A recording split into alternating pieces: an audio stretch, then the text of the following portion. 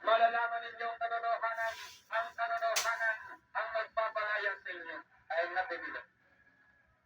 Jesus Christ living in me is the devil.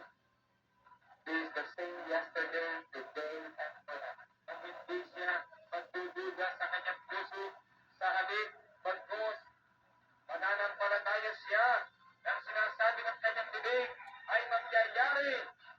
In living the gospel, we have been sure you are prepared for a good.